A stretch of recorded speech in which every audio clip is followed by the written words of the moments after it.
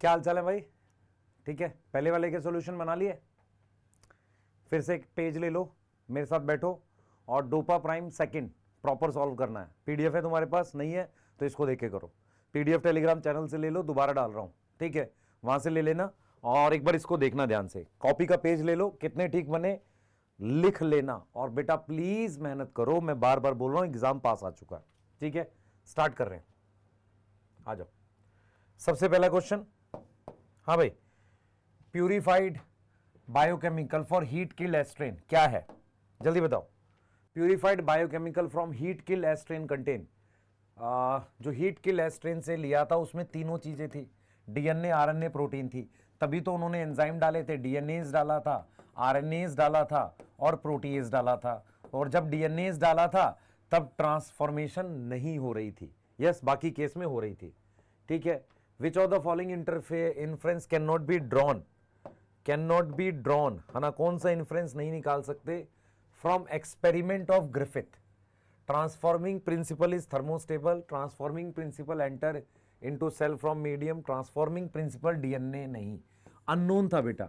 Griffith के experiment में आप बताओ जरा, आपको याद है? ट्रांसफॉर्मिंग प्रिंसिपल आर स्ट्रेन को एस में बदल रहा था, पर ट्रांसफॉर्मिंग प्रिंसिपल अननोन था। वन एंजाइम वन, ये ओल्ड क्वेश्चन है, ये एक ओल्ड क्वेश्चन है, आप करना चाहो तो कर लो, पर ये आपके काम का नहीं है, नॉट इन सिलेबस, है ना। पर इसमें क्या था बच्चे, मेरी बात सुनना ध्यान से। वन जीन एक एंजाइम बनाती है, बीडल एंड टॉटम ने बोला था। वन जीन एक पॉलीपेप्टाइड बनाती है, वो इनग्राम ने बोला था। आप बीडल टॉटम कर लो, पर ये एज सच आपके लिए इंपॉर्टेंट नहीं है, not important, not in syllabus, not important. ठीक है, पहले लिख देता हूं ताकि परेशान नहीं होना। अगर नहीं बना तो कोई दिक्कत नहीं है, मैं पढ़ाता भी नहीं हूं, है ना, जो मैं नहीं पढ़ाता हूं वो आता नहीं है। ठीक है, नेक्स्ट आ जाते हैं। Deoxyribose nucleoside triphosphate serve as dual purpose, the purpose act as substrate, ठीक है, and decrease reaction rate.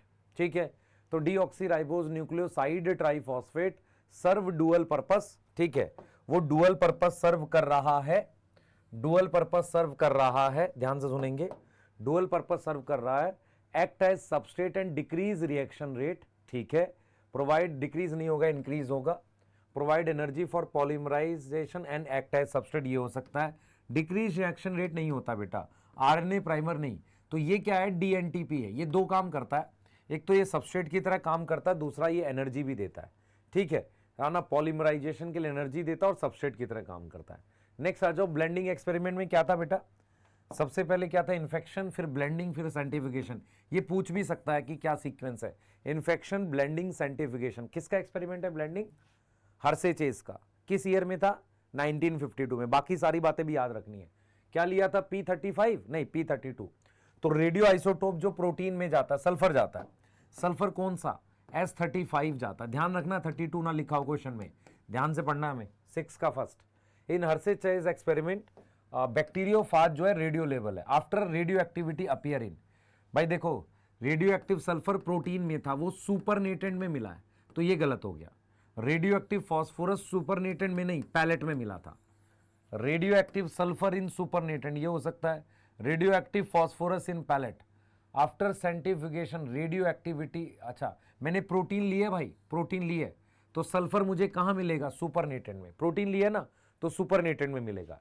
DNA लिया होता तो मुझे फोर्थ आंसर होता। नेक्स्ट आ जाओ, if radio active phosphorus is observed in supernatant, मान लो अगर सुपरनेटेंट में रेडियो एक्टिव फॉस्फोरस मिल जाता, तो क्या डीएनए जेनेटिक मटेरियल नहीं होता? आरएनए का तो पता नहीं हमें भाई। अगर फॉस्फोरस मुझे सुपरनेटेंट में मिल जाता तो डीएनए जेनेटिक मटेरियल नहीं होता, तो फिर पैलेट में मुझे प्रोटीन मिलता, तो फिर प्रोटीन जेनेटिक मटेरियल हो जाता। मान लो यहां पर मैं सही आंसर होगा DNA is not genetic material, पर मेरे पास कोई और ऑप्शन नहीं है थर्ड के अलावा। भाई सुपरनेटेंट में डीएनए मिल रहा है, तो थर्ड के अलावा कोई और ऑप्शन है नहीं। आरएनए इज जेनेटिक मटेरियल, याद करो क्या क्या दे रखा है, एक तो टीएमवी है, क्यूबी बैक्टीरियोफाज है, एचआईवी है, एचआईवी में भी आरएनए होता है। तो नाइन्थ का मेरे पास क्या आ गया? फोर्थ आ गया। 10th लिख दो, which feature of genetic material is useful for evolution, कौन सा फीचर है जेनेटिक मटेरियल का जो यूजफुल है एवोल्यूशन के लिए? बता दो। Slow change, express itself, chemically stable, जल्दी बताओ बेटा। Slow change, express itself, chemically stable, कौन सा फीचर है, कौन सा फीचर है जेनेटिक मटेरियल का जो इसको क्या कह रहा है? जो कह रहा है यूजफुल है एवोल्यूशन के लिए। तो भाई स्लो चेंज तो ठीक है, एक्सप्रेस केमिकली। जो स्लो चेंज है ना उसको चाहिए एवोल्यूशन के लिए, क्योंकि आरएनए जो है वो फास्ट चेंज होता है, मुझे स्लो चेंज चाहिए। बायोमैक्रोमोलिक्यूल कॉपीज, कॉपीज कौन बना सकता है बच्चे? कॉपीज कौन बना सकता है? डीएनए बना सकता है, आरएनए बना सकता है, दोनों बना सकते हैं भाई, थ्योरेटिकली दोनों बना सकते हैं। बनाता कौन है? बनाता कौन है? हाँ भाई, बनाता कौन है? डीएनए, पर बना दोनों सकते हैं। 2-OH की वजह से क्या होगा, हमने क्या पढ़ा था? इसकी वजह से लेबाइल होता है, लेबाइल मतलब टूट सकता है डिग्रेडेशन से, तो make it labile, prone to degradation, make it reactive. तो देख बच्चे ये दोनों ऑप्शन ठीक है, इसलिए इसको रिएक्टिव लिख दिया हमने, यस ये भी ले लिया। नहीं तो सही आंसर होगा make it labile for degradation, है ना। देख मैं फोर्थ इसलिए लगा रहा हूं क्योंकि डिग्रेडेशन आना चाहिए और लेबाइल भी आना चाहिए, इसलिए फोर्थ लगा दिया। वैसे सही ऑप्शन क्या आना चाहिए इसका? Make it labile for degradation. DNA is chemically less reactive than RNA. अच्छा, डीएनए स्ट्रक्चरली ज्यादा स्टेबल है, DNA is not catalytically active. RNA क्या कैटालिटिकली इनएक्टिव होता है? ये गलत हो गया, यही इनकरेक्ट है। आरएनए बेटा राइबोजाइम होता है ना, राइबोजाइम एज अ आरएनए काम करता है, याद है 23S आरएनए, याद करो। विच of the following is least thermostable? Temperature से आसानी, टेम्परेचर चेंज से कौन आसानी से खराब हो जाता है? सबसे आसानी से खराब होता है प्रोटीन। सबसे आसानी से क्या खराब होता है? प्रोटीन खराब होता है। DNA evolve from RNA by, DNA RNA से इवॉल्व हुआ है कैसे? By chemical modification, by structural change, both A and B. By chemical modification, सुनेंगे ध्यान से, by chemical modification, structural change, yes chemical modification क्या? 2 पर H आ गया, ठीक है ये सब, बोथ ए एंड बी। 15 का मेरे पास क्या आ गया? 3 आ गया। For transmission of character which is better? NCERT ने बोला है for storage of genetic information DNA better है, फॉर ट्रांसमिशन ऑफ कैरेक्टर मेरे पास क्या बेटर है बेटा? आरएनए बेटर है। क्या बेटर है? आरएनए बेटर है। Which of the following process evolve around RNA? कौन सा ऐसा प्रोसेस है जो आरएनए से इवॉल्व हुआ है? कौन सा ऐसा प्रोसेस है जो आरएनए से इवॉल्व हुआ है? स्प्लाइसिंग, ट्रांसलेशन, इनिशियल मेटाबॉलिज्म, क्या? आरएनए से कौन सा प्रोसेस इवॉल्व हुआ है? स्प्लाइसिंग इवॉल्व हुआ है, ट्रांसलेशन इवॉल्व हुआ है, या इनिशियल मेटाबॉलिज्म? ये सारे बच्चे, ये सारे जो हैं इससे अराउंड है। अच्छा, DNA resist change, double strand होने की वजह से वो चेंज नहीं होता। उसके अलावा रिपेयर और प्रूफ रीडिंग भी है। प्रूफ रीडिंग, रिपेयर वगैरह की वजह से डीएनए आसानी से चेंज नहीं होता। डबल स्ट्रैंड की वजह से क्यों नहीं होगा? डबल स्ट्रैंड में अगर म्यूटेशन होगी तो उसको ठीक कर देंगे, प्रूफ रीडिंग कहते हैं। या डीएनए डैमेज, बच्चे किसी बने हुए डीएनए में गड़बड़ हो, ठीक करना हो, उसे कहते हैं डैमेज रिपेयर। दोबारा बनाते वक्त ठीक करें उसे क्या बोलते हैं? प्रूफ रीडिंग बोलते हैं। Which is catalytically active? क्या कैटालिटिकली एक्टिव है? डीएनए, आरएनए, प्रोटीन क्या कैटालिटिकली एक्टिव है? कौन सी चीज ज्यादा कैटालिटिकली एक्टिव है? आरएनए, प्रोटीन, दोनों। हर्षे चेज एक्सपेरिमेंट में ब्लेंडिंग अगर नहीं की गई होती तो क्या होता? ये ई कोलाई है, ये इसका जेनेटिक मटेरियल है, ये वायरस का जेनेटिक मटेरियल है, तो ये प्रोटीन का कवर नीचे बैठ जाता, तो सुपरनेटेंट रेडियो एक्टिविटी नहीं शो करता, सुपरनेटेंट फॉस्फोरस की नहीं शो करता। पैलेट में रेडियो एक्टिविटी सल्फर की भी आती और फॉस्फोरस की भी आती। क्यों? क्योंकि पैलेट में वो वायरस जो था ना वो नीचे बैठ जाता। कहां बैठ जाता? नीचे बैठ जाता। विच of the following is transcriptionally inactive? क्या हमारे पास ट्रांसक्रिप्शनली इनएक्टिव है? हेट्रोक्रोमेटिन, यूक्रोमेटिन, देख ले भाई, ना इसकी ट्रांसक्रिप्शन होगी ना इसकी ट्रांसक्रिप्शन होगी, पर ये एम फेज में होता है और ये मेरे पास मान ले G1S G2 में होता है, तो मेरे पास क्या आएगा? फोर्थ। अगर क्वेश्चन में होता ट्रांसक्रिप्शनली इनएक्टिव इन G1 फेज तो मैं आंसर मार्क करता हेट्रोक्रोमेटिन, पर क्रोमोसोम भी ट्रांसक्रिप्शनली इनएक्टिव होता है। ग्रिफिथ में ट्रांसफॉर्मिंग प्रिंसिपल क्या था बेटा? याद कर, ग्रिफिथ में ट्रांसफॉर्मिंग प्रिंसिपल डीएनए था, पिटाई कर दूंगा। क्या था बेटा? आरएनए था, नहीं अननोन था। ग्रिफिथ के ट्रांसफॉर्मिंग प्रिंसिपल क्या था? अननोन था। If heat killed R strain of Streptococcus along with R strain injected in mice, which is true? अगर हमने क्या किया है, heat kill R strain of Streptococcus जो है हीट किल आर स्ट्रेन है along with live R strain, तो क्या होगा? कुछ भी नहीं होगा, निमोनिया होगा ही नहीं। Mice alive transformation occur, mice alive due to pneumonia नहीं, mice die due to pneumonia नहीं, है ना, माइस डाई नहीं होगा बेटा, माइस मरेगा ही नहीं, है ना। ट्रांसफॉर्मेशन करना चाहो कर लो, आर के अंदर डीएनए चला जाएगा, कर नहीं जाएगा। ऑल्दो ये नहीं लिखना चाहिए, ये लिखना गलत है, पर और कुछ बनेगा नहीं, माइस अलाइव रहेगा, क्योंकि आर स्ट्रेन लिया है हीट किल्ड, एस स्ट्रेन थोड़ी लिया, आर लिया है, तो और कुछ बनेगा नहीं बेटा। फर्स्ट गलत है, क्योंकि माइस डाई नहीं होगा। देख ये तीनों में डाई है, मरेगा तो नहीं माइस, सही है, मरेगा नहीं। क्यों नहीं मरेगा? क्योंकि हीट किल्ड आर स्ट्रेन लिया है, एस थोड़ी लिया हमने। नेक्स्ट देखते हैं, smooth S strain is due to mucopoly, NCERT लिखते हैं म्यूकस का कोट, म्यूकस का कोट या mucopolysaccharide. DNA is transforming principle किसने प्रूव किया है? एवरी मैककार्टी मैक्लियोड ने। इनके एक्सपेरिमेंट ने प्रूव किया बेटा, ग्रिफिथ ने नहीं प्रूव किया, ग्रिफिथ ने नहीं प्रूव किया। नेक्स्ट आ जाओ, अगर मेरे पास 200 बेस पेयर का डीएनए है तो फॉस्फोडाइस्टर बॉन्ड 199 इसमें होंगे और 199 इसमें होंगे, तो 398। देख बच्चे 200 बेस पेयर का मतलब 200 न्यूक्लियोटाइड इसमें, 200 इसमें, 200 इसमें, 199 बॉन्ड इसमें, 199 इसमें। Number of nucleotide in DNA is equal to number of nucleotide in DNA.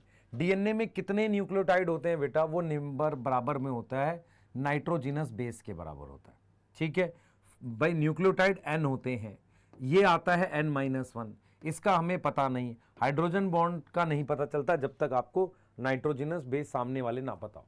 अगर सर्कुलर डीएनए देखा जाए, सर्कुलर डीएनए एक तो बैक्टीरिया में मिलता है, प्लाज्मिड में मिलता है, क्लोरोप्लास्ट वगैरह होता है, तो क्लोरोप्लास्ट, माइटोकॉन्ड्रिया, इन सब का डीएनए सर्कुलर होता है।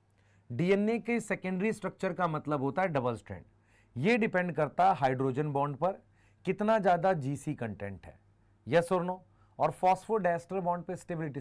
सेकेंडरी स्ट्रक्चर बेटा मतलब एच बॉन्ड, तो एच बॉन्ड के नंबर पर और जीसी कंटेंट पर, यहां पर होना चाहिए 1 and 2, 1 and 2 होना चाहिए बेटा, 1 and 2 होना चाहिए, तब फोर्थ मार्क करोगे भाई। नंबर ऑफ हाइड्रोजन बॉन्ड और जीसी कंटेंट, उस पर सेकेंडरी स्ट्रक्चर का मतलब ये 2 डिग्री स्ट्रक्चर होता है डबल हेलिक्स।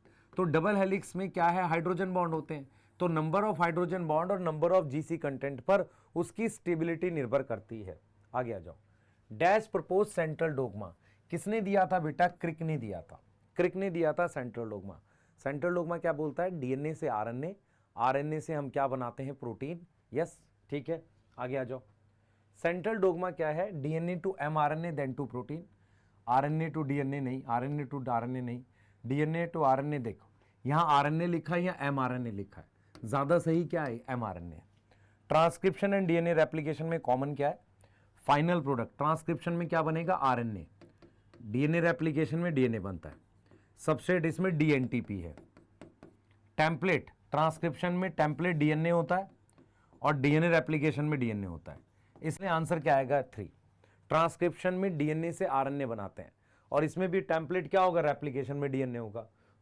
फाइनल प्रोडक्ट क्या बन रहा है? इसमें आरएनए, इसमें फाइनल प्रोडक्ट डीएनए, ठीक है। इसमें सबसेट क्या है? डीएनटीपी, इसमें राइबोज वाला होगा, इसमें टेम्पलेट क्या होगा? डीएनए होगा। समझ में आया? टेम्पलेट मतलब किसके कॉम्प्लीमेंट्री बना रहे हैं। रिवर्स ट्रांसक्रिप्शन का मतलब होता है आरएनए टू डीएनए। तो आरएनए से जब आप डीएनए बनाते हो तो इसको रिवर्स ट्रांसक्रिप्शन कहते हैं, तो आरएनए के कॉम्प्लीमेंट्री बनाते हो, तो टेम्पलेट कौन होगा? टेम्पलेट हमारे पास आरएनए है। Reverse transcription is done by, उस एंजाइम का नाम है रिवर्स ट्रांसक्रिप्टेज, और वो होता किसमें? रेट्रोवायरस में। Virus with RNA genome, virus with the help of reverse transcriptase, इसलिए क्या आएगा? ऑल आ जाएगा। यस क्या आ जाएगा? ऑल आ जाएगा। Reverse transcriptase enzyme is, reverse transcriptase enzyme is RNA dependent DNA polymerase, RNA dependent DNA polymerase. 35 का मेरे पास फोर्थ आएगा, ठीक है। If length of diploid DNA double helix is, कितना है बच्चे? कितना है बताओ? If length of diploid DNA double helix in a typical mammalian cell, अगर मैं बात करता हूं डीएनए डबल हेलिक्स की, किस में? टिपिकल मैमेलियन सेल में। डिप्लॉयड की 2.2 मीटर है, हैप्लॉयड की कितनी आएगी? 1.1 मीटर। 2.2 मीटर का कितना था? 6.6 इंटू 10 की पावर 9 बेस पेयर। हैप्लॉयड का कितना आएगा? 3.3 इंटू 10 की पावर 9 बेस पेयर। याद आ रहा है? आगे चलते हैं। DNA of prokaryotic cell, bacteria का डीएनए कहां होगा बेटा? साइटोप्लाज्म में होगा। कहां होगा? साइटोप्लाज्म में होगा। पैकेजिंग ऑफ डीएनए कहां होती है? क्या प्रोकैरियोटिक सेल, यूकैरियोटिक सेल? दोनों में होती है, बोथ 1 and 2। तो प्रोकैरियोट और यूकैरियोट दोनों में हमारे पास पैकेजिंग होती है। In which phase of cell cycle in eukaryote DNA is most condense? In which phase of cell cycle eukaryote DNA is most condense? सबसे ज्यादा कंडेंस हमारे पास डीएनए किस फेज में होगा? In which phase of cell cycle DNA is most condense? M phase, S phase, metaphase, G1 phase? बताओ in which phase of cell cycle eukaryotic DNA is most condense?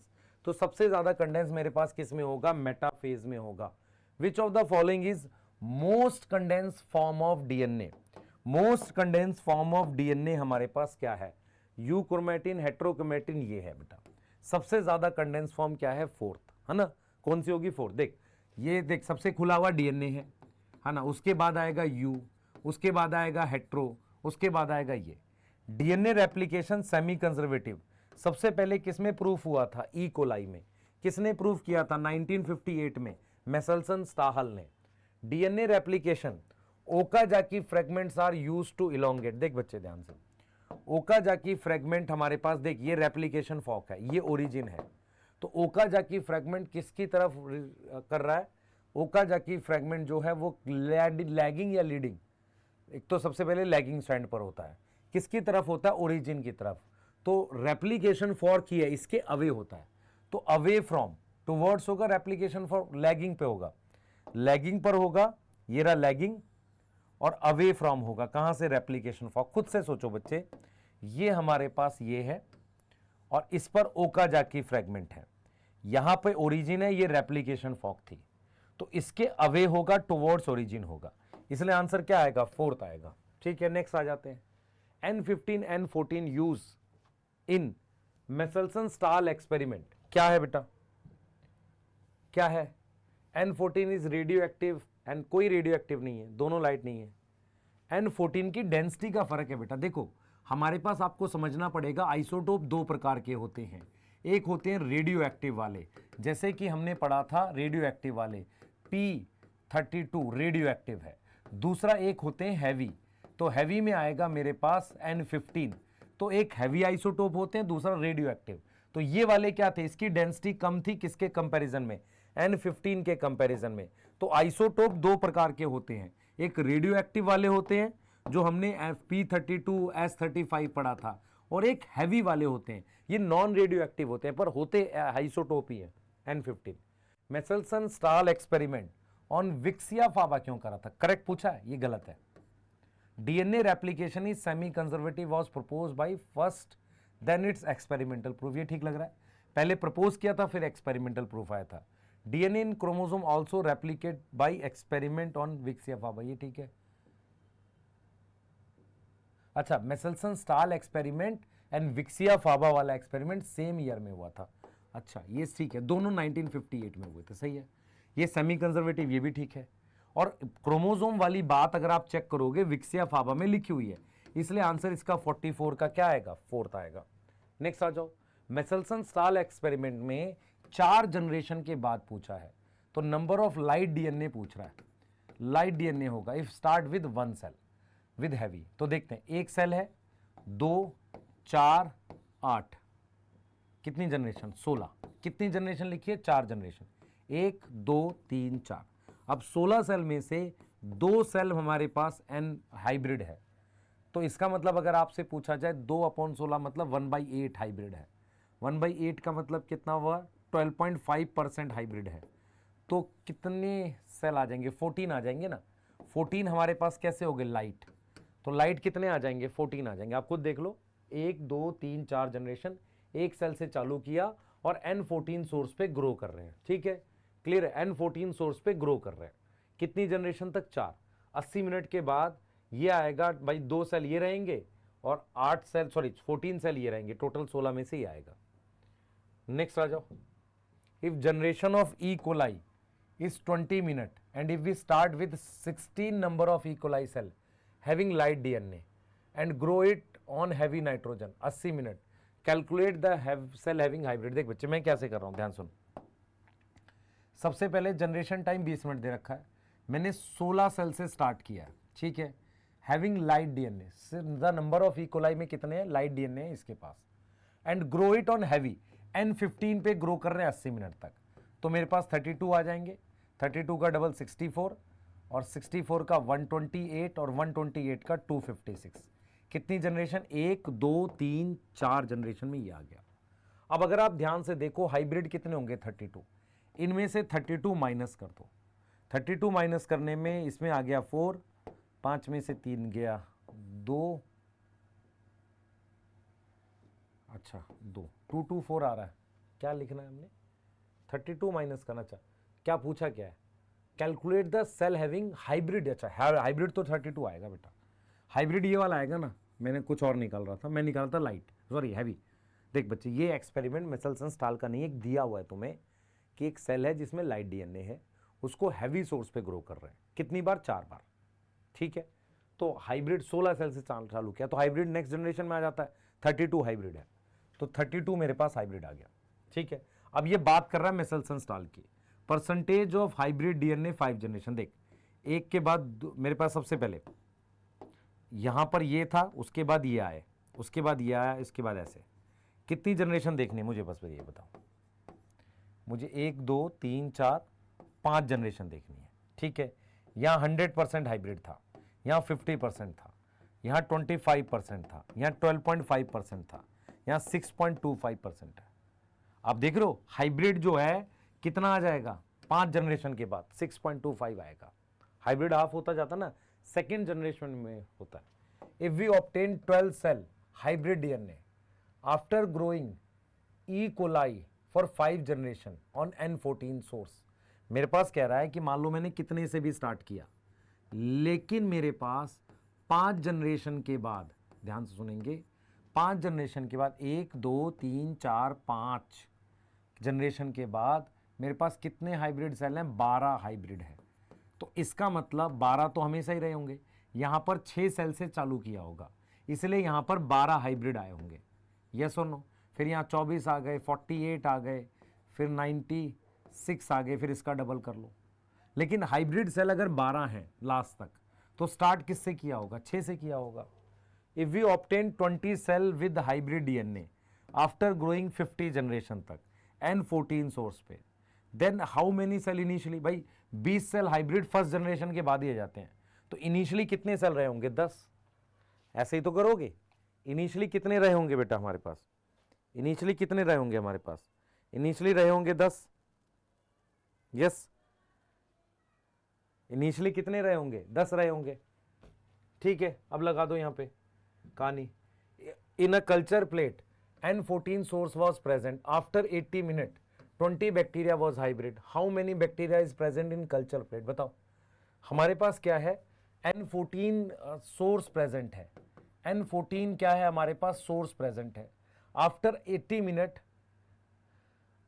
N14 after 80 minute 20 bacteria hybrid है, अच्छा 20 hybrid है 80 minute के बाद, ठीक है, with N14 how many, चलो देख लेते हैं, स्टार्ट क्या किया है, ये हाइब्रिड है, सबसे पहले इनिशियल कितना रहा होगा, 10 सेल रहा होगा, फिर 20 बने, फिर 40 बने, फिर 80 बने, कितनी जनरेशन है भाई, पहले ये देख लेते हैं,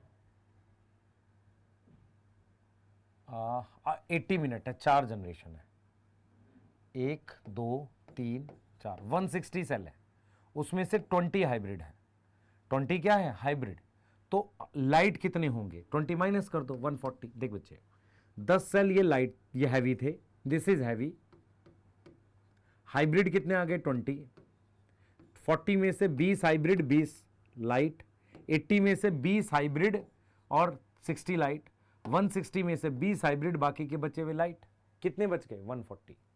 टेलर एक्सपेरिमेंट में फाबा बीन ग्रो इन, किसमें ग्रो किया था, रेडियो एक्टिव थाइमिडीन में, हैवी नहीं था बेटा, वो रेडियो एक्टिव थाइमिडीन था, हैवी नहीं था।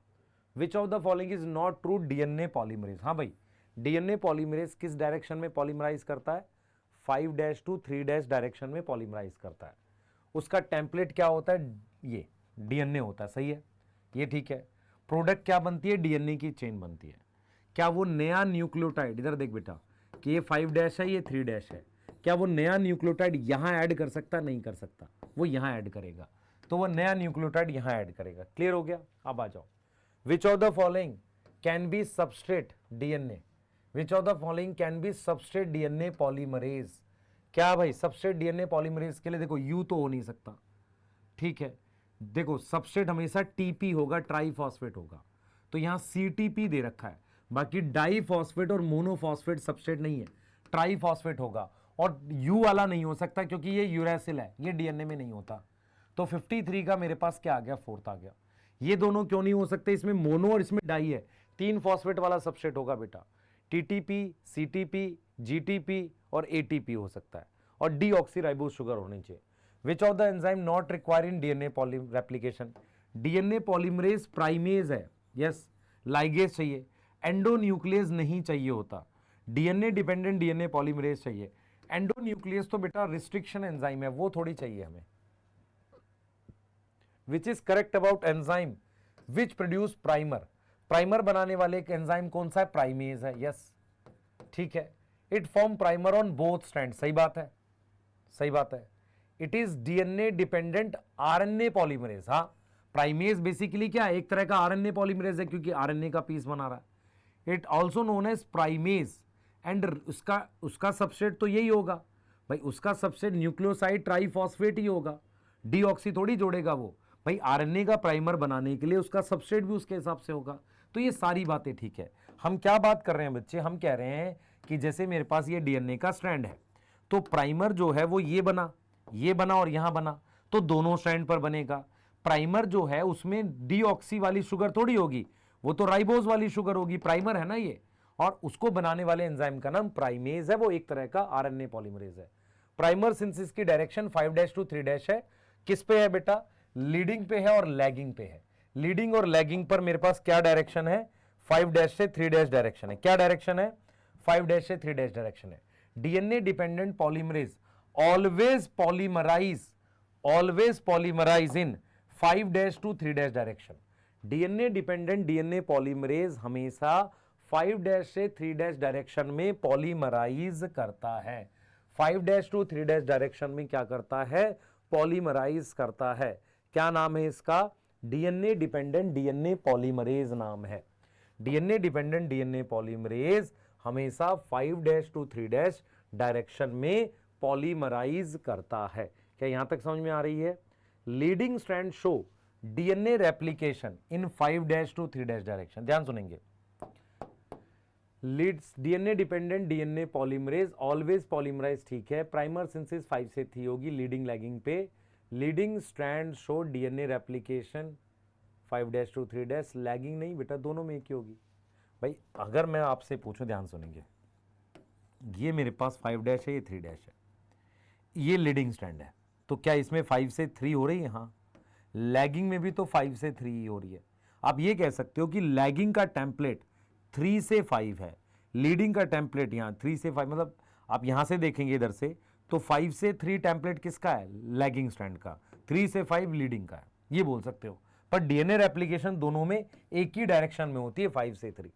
लाइगेज से बॉन्ड जोड़ते हैं। Enzyme which break H bond कौन तोड़ेगा भाई? हाँ भाई, एच बॉन्ड डीएनए रेप्लिकेशन में कौन तोड़ेगा? हेलिकेज तोड़ता है। और अगर यही ट्रांसक्रिप्शन में लिखा होता, ये क्वेश्चन आया हुआ नीट में, ट्रांसक्रिप्शन में कौन तोड़ता है? RNA polymerase. Okazaki fragments are present in lagging strand, सही है।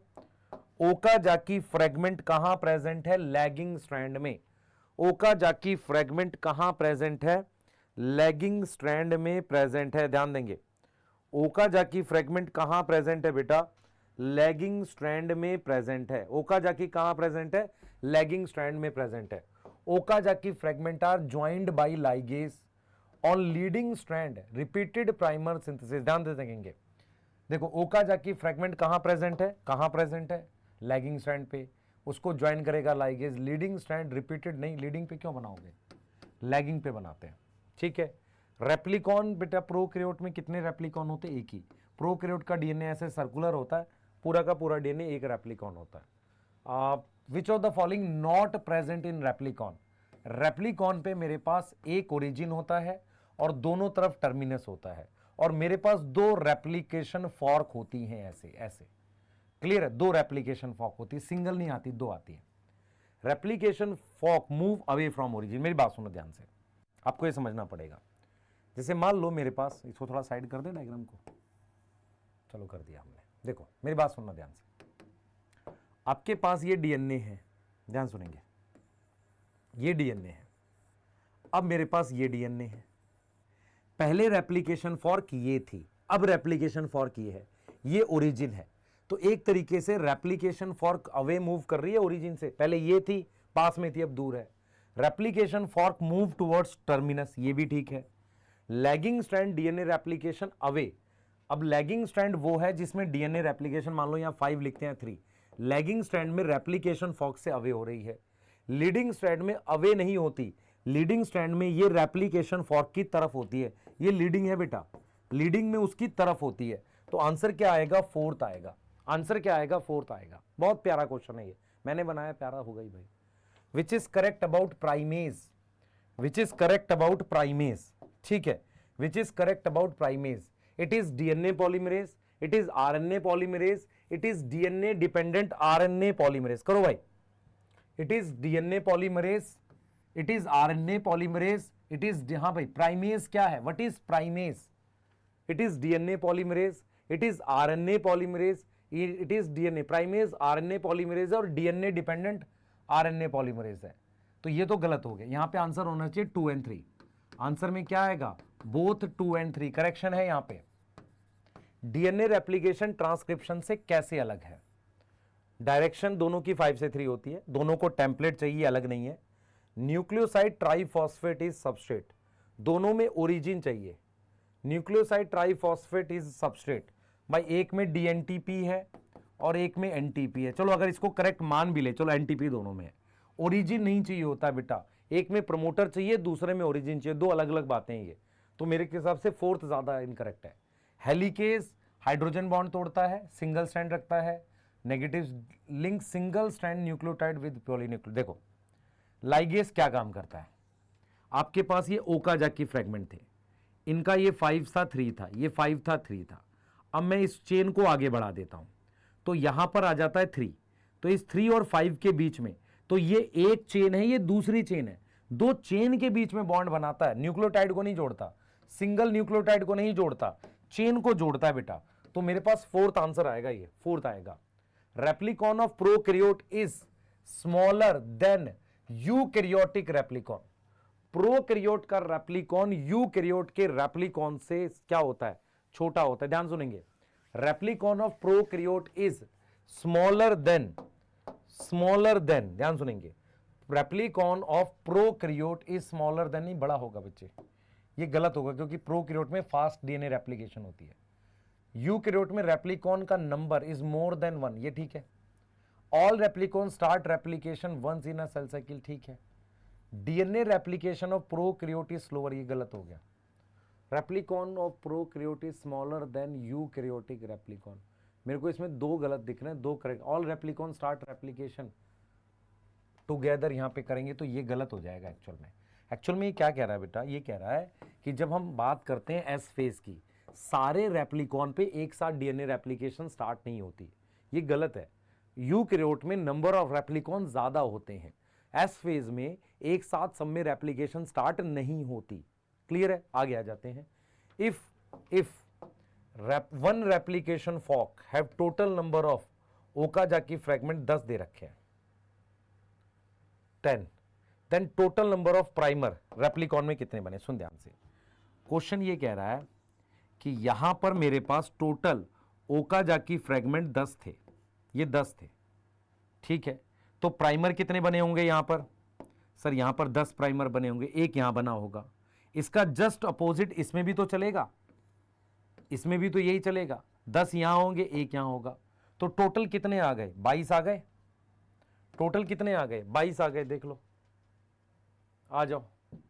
Which of the following process occur in a cell cycle? कौन सा प्रोसेस सेल साइकिल में होता है? डीएनए रेप्लिकेशन, ट्रांसलेशन, ट्रांसक्रिप्शन, कौन सा प्रोसेस सेल साइकिल में होता है? सारे ही होते, कौन सा नहीं होता? सारे होते। ये एस फेज में होगा, ये G1 एंड G2 में होगा, ये भी G1 एंड G2 में होगा। ऑल्दो एस में भी ये होता है, डीएनए रेप्लिकेशन के अलावा ट्रांसक्रिप्शन और ट्रांसलेशन भी एस में होता है। Which of the following under, कौन सी प्रोटीन बनती है एस फेज में, कमेंट में बताना मुझे कौन सी प्रोटीन बनती है एस फेज में। अगर नहीं पता तो पिटाई खाने वाले काम है तुम लोग के, कमेंट में चाहिए मुझे। विच of the following undergo replication, सबका ही होगा बेटा, डीएनए का कोई भी रीजन नहीं छूटता, चाहे वो ओरिजिन हो, चाहे टर्मिनस हो, चाहे हेट्रोक्रोमेटिन हो, डीएनए रेप्लिकेशन सबकी होती है। ट्रांसक्रिप्शन में फर्क आता है सिर्फ, डीएनए रेप्लिकेशन बेटा सबकी होती है, फर्क किसमें आता है, ट्रांसक्रिप्शन में आता है। किसमें फर्क आता है, ट्रांसक्रिप्शन में फर्क आता है बेटा, ट्रांसक्रिप्शन में फर्क आता है। आ जाओ, इन वन रेप्लिकॉन 2 लीडिंग और 2 लैगिंग स्ट्रैंड, जैसे ये हम बनाते हैं पूरा एक रेप्लिकॉन, मैं यहां सेंटर से देखता हूं तो 2 लीडिंग 2 लैगिंग बनेंगे, 2 टर्मिनस होंगे एक यहां, ठीक है, एंड 1 ओरिजिन होगा।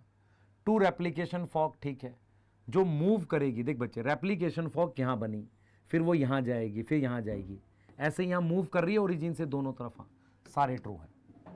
वो एक्सपेरिमेंटली प्रूफ, सेमी कंजर्वेटिव किसने प्रूव किया था, हाँ भाई मेसलसन स्टाल ने प्रूव किया था, यस, हाँ थर्ड आएगा। सिमिलर एक्सपेरिमेंट टेलर ने किसमें किया था, प्लांट में, क्या नाम है उसका, विक्सिया फाबा। टेलर ने जो यूज किया था वो क्या था, थाइमिडीन था, कर चुके हैं हम लोग ऑलरेडी क्वेश्चन। डीएनए पॉलीमरेज जो है वो किस पर डिपेंड है, डीएनए डिपेंडेंट है, yes, DNA dependent DNA polymerase है। बैक्टीरिया में डीएनए पॉलीमराइजेशन की रेट क्या है, 2000 बेस पेयर पर सेकेंड, ये प्रोकैरियोट की है, कुछ और ना बना देना इसको, ये प्रोकैरियोट्स की है बेटा, किसकी है, प्रोकैरियोट्स की। आगे आ जाओ। For long DNA molecule 2 strand of DNA can not be separated in its entire length due to requirement. हाँ भाई, 2 स्ट्रैंड पूरी तरीके से अलग नहीं होते। For long DNA molecule 2 strand of DNA can not be separated in its entire length due to requirement of, क्यों नहीं होते, एनर्जी बहुत सही है इसलिए नहीं होते, नहीं तो सारा डीएनए एक बार, जैसे मान लो डीएनए है, अभी हमने सारा नहीं खोला, थोड़ा खोला, क्यों नहीं मैं पूरा एक साथ खोल देता, ऐसा क्यों नहीं करता, एनर्जी चाहिए बहुत सारी, यस। आगे आ जाओ। Replication occur within small opening of DNA helix refer to as, हाँ थोड़ी से एरिया में होती है, उसे रेप्लिकेशन फॉर्क कहते हैं। डीएनए डिपेंडेंट डीएनए पॉलीमरेज किस डायरेक्शन में डीएनए रेप्लिकेशन करता है, सिर्फ 5 से 3 डायरेक्शन में। किस डायरेक्शन में करता है, 5 से 3 करता है, किस डायरेक्शन में, 5 से 3। On which strand replication is continuous, देख बच्चे, यहाँ 5 है, यहाँ 3 है, यहाँ 3 होगा, यहाँ 5 होगा, तो कौन सी पोलैरिटी में रेप्लिकेशन कॉन्टिन्यूस है, 3 से 5 वाले, ये टेम्पलेट की पूछ रहा है, टेम्पलेट मेरे पास 3 से 5 होना चाहिए, उसमें कंटिन्यूस है मेरे पास डीएनए रेप्लिकेशन, ठीक है, उसमें कंटिन्यूस है, ठीक है, क्लियर है। तो आपके सामने मैंने सारे क्वेश्चन सॉल्व किए, मुझे कमेंट में बताना है कि कौन से एस फेज में कौन सी प्रोटीन बनती है, ठीक है। मिलते हैं नेक्स्ट में, बाय।